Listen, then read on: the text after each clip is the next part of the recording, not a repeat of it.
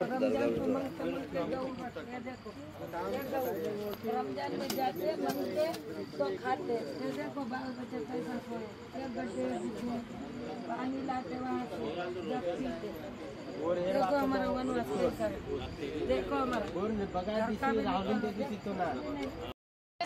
नाग विंचू पावसाळ्यात बघसान ना तसं देवाला सुद्धा कोरडा जागा नाही राहत आम्हाला। मी आता गावाला गेले हैं, अभी हम वोट नहीं करने को जा रहे थे, लेकिन हमारे भाईजान को देखकर हम जाएंगे। इन पर हमारी उम्मीद है, अब हमारे भाईजान करके दिखाएंगे हमारे लिए, इसलिए हम नमस्कार, आपण आलेलो आहोत येडशी भागातील आदिवासी वस्तीमध्ये। आपल्यासोबत काही ग्रामस्थ आहेत। इथे लोकसभेचे उस्मानाबाद लोकसभेचे उमेदवार गोलाबाई या समस्येचा आढावा घेण्यासाठी इथे आलेले आहेत। आपल्यासोबत इथले मतदार आहेत। काय समस्या आहेत आपल्या?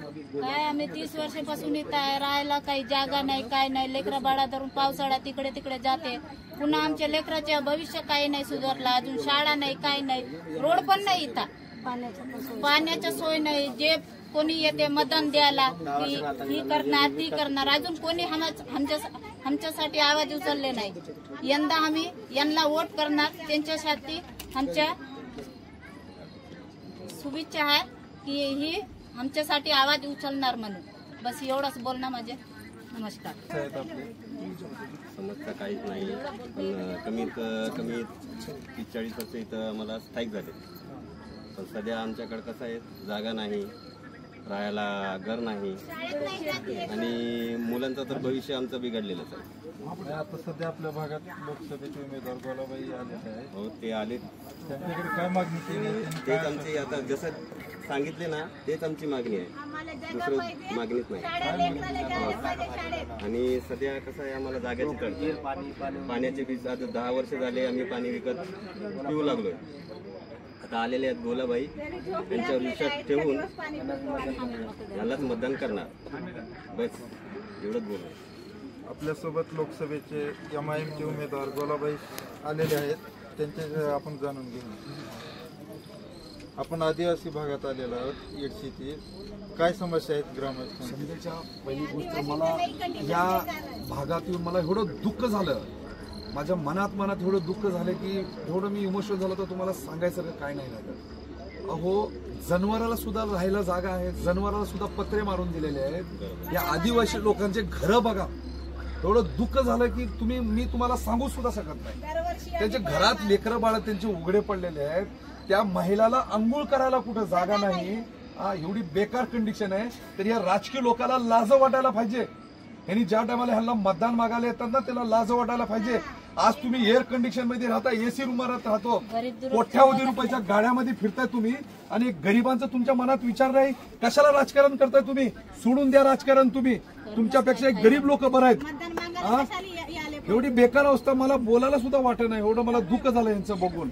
आणि मी मोठं तर बोलत नाही, मी निवडून येऊ न येऊ, पण एवढं आहे की ह्यांच्यासाठी मी कधी बी उभा राहणार, या समाजासाठी मी कधी बी, मला कधी बी फोन करू द्या, प्रत्येक दिवशी ह्यांच्यासाठी मी यांच्या खांद्याला खांद्या लावून फिरेल मी।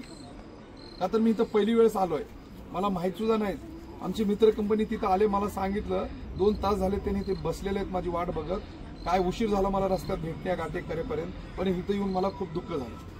त्यांच्या घराची परिस्थिती बघाव, पाऊस जर आला तर हे घरात असे कशी लेकरं बाळ घेऊन 3-3, 4-4 लेकरं आहेत, कशी जेवत असतील, कसं राहत असतील, हे खूप मला दुःख झालेलं आहे। मी प्रयत्न करणार यांच्या कामासाठी, त्यांच्याच कामासाठी पळणार। कुणाकडे मंत्रालयामध्ये जाऊ द्या, मला मुख्यमंत्र्याकडे जाऊ द्या, मिनिस्टर पशी जाऊ द्या, आदरणीय कलेक्टर साहेबापाशी जाऊ द्या, मी त्यांच्याकडे जाऊन, ह्या इलेक्शन संपल्यानंतर मी त्यांच्याकडे जाऊन बसणार आहे। यांचं काय तर न्याय करा तुम्ही। आपण रात्री 12 वाजताचा दौरा केला, काय विशेष नाही? 12 वाजता दौरा म्हणजे कसं माहिती का, एक तर दिवसभर ऊन आहे, आणि ही बी जो लोक आहेत दिवसभर कामाला जातात, आणि सकाळी कामाला जाऊन संध्याकाळी नाही येतात, दिवसभर उन्हात काम केलेले असतात। मी मला सकाळी कमीत कमी थोडं तर रिलॅक्स असतील म्हणून ह्यांना भेटावं, यांची परिस्थिती काय आहे, यांचं कसं चालतंय ती बघायसाठी मी आज आलेलो आहोत। आणि रिअल मी डोळ्यानं बघितलं, यांची बेकार अवस्था आहे राहायची, यांना पाण्याची व्यवस्था नाही, यांचे लेकरं बाळ शाळेची यांना अवस्था नाही, यांना अंगणवाडीची व्यवस्था नाही। अंगणवाडी आहे, हा मोठा हवे आहे, आणि त्या बाजूला अंगणवाडी आहे, तर ह्यांनी ह्या लहान लहान लेकरांना ह्या मोठ्या हायवेवर त्यांना कसं पाठवायचं?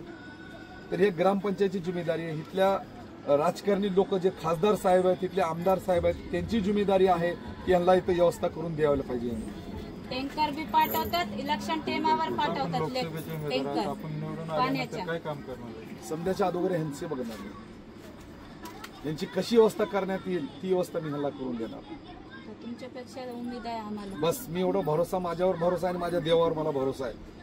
मी निवडून येऊ ना येऊ पण ह्यांच्यासाठी मी पळणार. आज मला सांगा सर 89 दुसरा कोई पार्टी 42 के शायर है मेरा नाम. आपने जो बोले ना वापस बोले. तो भोला भाई के लिए अर्ज किया है कि हम दुआ करते हैं कि तू और अपनी मंजिल को पाए और अगर तेरे रास्ते में अंधेरा छा जाए तो रोशनी के लिए खुदा हमें जलाए. ओके.